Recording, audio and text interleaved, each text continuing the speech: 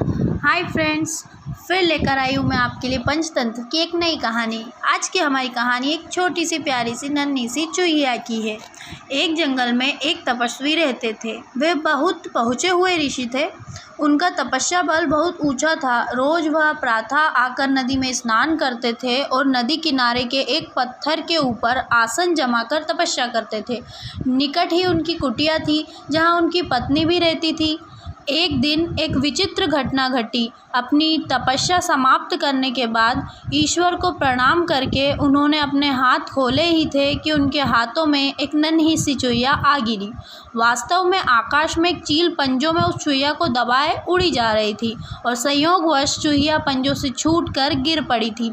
ऋषि ने मौत के भय से थरथर काँपती चूहिया को देखा।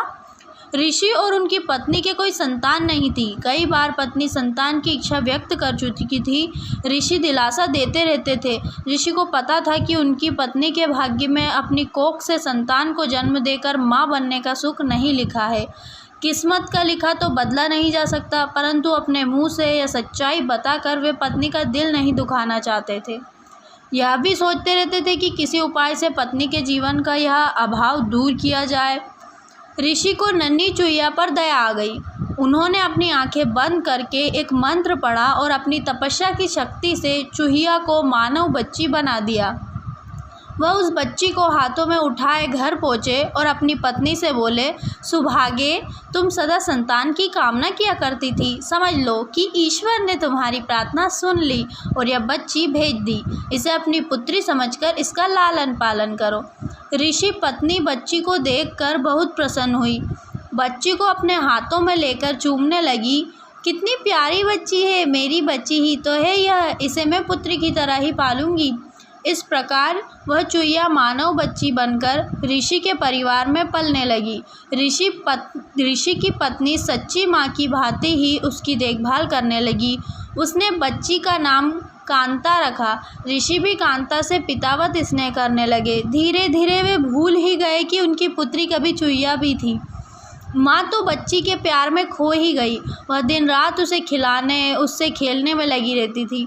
ऋषि अपनी पत्नी को ममता लुटाते देख प्रसन्न होते कि आखिर संतान ना होने का उसे दुख नहीं रहा।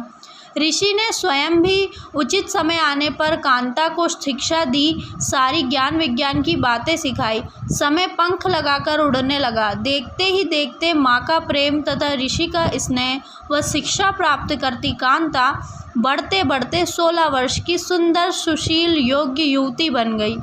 माता को बेटी के विवाह की चिंता सताने लगी। एक दिन उसने ऋषि से कहा, सुनो, अब हमारी कांता विवाह योग्य हो गई है, हमें उसके हाथ पीले कर देने चाहिए। तभी कांता वहाँ आ पहुँची। उसने अपने केशों में फूल गुथ रखे थे, चेहरे पर यौवन दमक रहा था। ऋषि को लगा कि उनकी पत्नी ठीक कह रही है। उन्होंने धीरे से अपनी पत्नी के कान में कहा, मैं हमारी बिटिया के लिए अच्छे से अच्छा वर ढूंढ कर निकालूं। उन्होंने अपने तपोबल से सूर्य देव का आह्वान किया। सूर्य ऋषि के सामने प्रकट हुए और बोले, प्रणाम मुनिश्री, कहिए आपने मुझे क्यों स्मरण किया, क्या आज्ञा है। ऋषि ने कांता की ओर इशारा करके कहा, यह मेरी बेटी है, सर्वगुण सुशील है, मैं चाहता हूँ कि तुम इससे विवाह कर लो।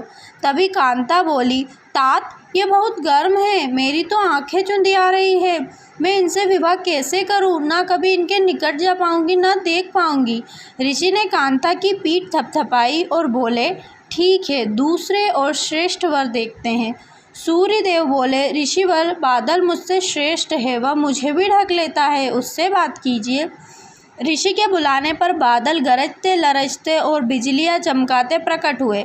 बादल को देखते ही कांता ने विरोध किया, तात, यह तो बहुत काले रंग का है, मेरा रंग गोरा है, हमारी जोड़ी नहीं जमेगी। ऋषि ने बादल से पूछा, तुम ही बताओ कि तुमसे श्रेष्ठ कौन है। बादल ने उत्तर दिया, पवन, वह मुझसे भी उड़ाकर ले जाता है, मैं तो उसी के इशारे पर चलता रहता हूँ। ऋषि ने पवन का आह्वान किया। पवन देव प्रकट हुए तो ऋषि ने कांता से ही पूछा, पुत्री, तुम्हें यह वर पसंद है। कांता ने अपना सिर हिलाया। नहीं तात, यह बहुत चंचल है, एक जगह टिकेगा ही नहीं, इसके साथ गृहस्थी कैसे जमेगी। ऋषि की पत्नी भी बोली, हम अपनी बेटी पवन देव को नहीं देंगे। दामाद कम से कम ऐसा तो होना चाहिए जिसे हम अपनी आंखों से देख सके। ऋषि ने पवन देव से पूछा, तुम ही बताओ, तुमसे श्रेष्ठ कौन है। पवन देव बोले, ऋषिवर, पर्वत मुझसे भी श्रेष्ठ है, वह मेरा रास्ता रोक लेता है। ऋषि के बुलावे पर पर्वतराज प्रकट हुए और बोले, ऋषिवर, आपने मुझे क्यों याद किया। ऋषि ने सारी बात बताई। पर्वतराज ने कहा, पूछ लीजिए कि आपकी कन्या को मैं पसंद हूँ क्या।